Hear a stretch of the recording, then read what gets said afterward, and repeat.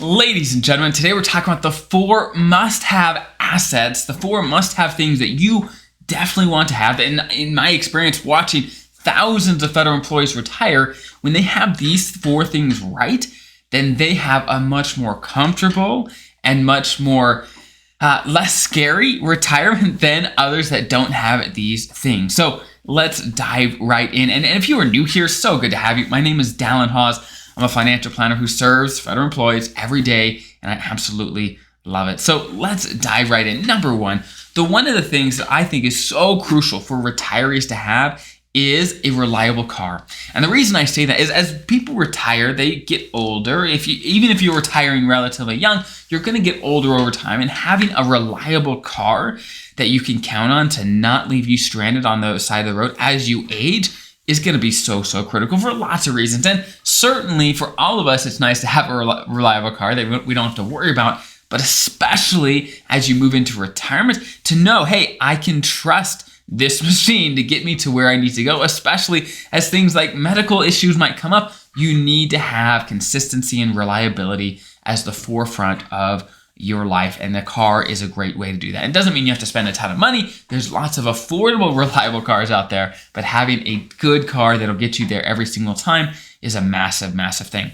The number two thing that I see all the time that helps people have the retirement that they want is some sort of access or some sort of gym equipment so they can stay active. Some people have equipment in their house where they're able to exercise, stay fit, stay active, or maybe just go on walks, maybe go on hikes, or whatever it is, or maybe just have a gym membership, something to keep you engaged, whether you're playing pickleball or tennis or golf, something to keep you out, moving, exercising, doing things, staying active is going to be so crucial so that you can enjoy a long, healthy retirement, because we all know those people, maybe they retire, they stop doing stuff. And when you stop doing things, when you stop moving, that's when you lose capabilities. That's when you can't do things anymore. And as you age, the ability to get back into shape becomes more and more difficult. So having access to some gym equipment, to a gym, to something like that is going to make a massive difference over time. Okay? Next, number 3.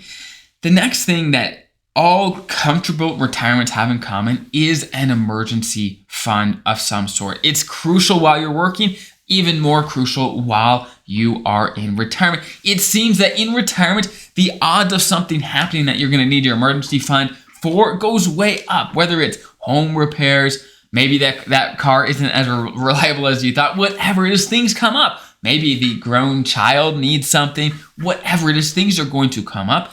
Do you have just a little money set aside for those sort of things? It's nice to not have to go to, let's say, retirement accounts like your thrift savings plan or your IRA for that sort of thing all the time. To have some money, a few months worth of expenses, is really nice to have so that you're not forced having to jump to retirement accounts or whatever it is, or go into debt whenever something comes up. You want to have some money available just in case, because things, as you know, are definitely going to go up. So just because you're retired doesn't mean you don't need an emergency fund. You still need it. It just maybe looks a little different in retirement. Okay. Number 4, the 4th thing that I see that comfortable retirements, again, have in common is when people understand and have the correct insurance for them. When people really don't understand the insurance they have, then one of 2 things happen. Number 1, either they are underinsured, and when something happens, they are in big trouble. Or number 2, they're overinsured and they're paying way more than they need to.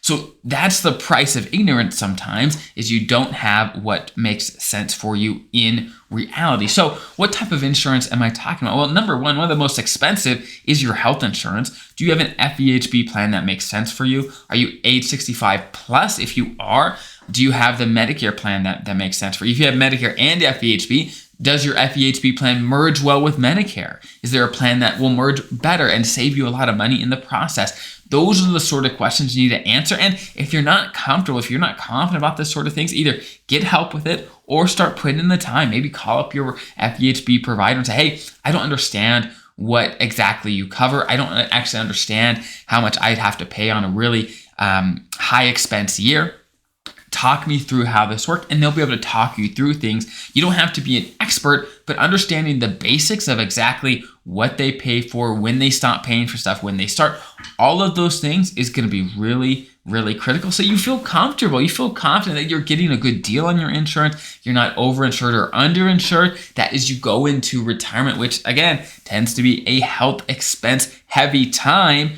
that you're going to be confident in that. Okay, that's going to be crucial. And also you want to look at other insurance as well. What about your life insurance? Do you still have life insurance? Do you still need it? How long do you need it? What are you paying for it? You have to start answering all of these questions so you could be confident in what you have. Also, long-term care. Do you have long-term care insurance? Do you need long-term care insurance? I've got other videos on long-term care insurance if you want to see some other solutions potentially for that issue without buying insurance. Definitely go check those out. But just having the right insurance where you're not paying through the nose for it, it works for you, you're not over or underinsured, is going to be a massive thing that you can just be confident in. If you have those things correctly, then you can have so much more space in your brain and your mind to go enjoy your life, because you don't have to worry about all the little details, because you've got those handled because you have the right insurance. So I hope that's helpful. Those are the 4 must-haves I see all the time in retirement to have a great, active, healthy, and confident retirement. So I hope that's helpful. Have an incredible rest of your day. I'll see you guys next time.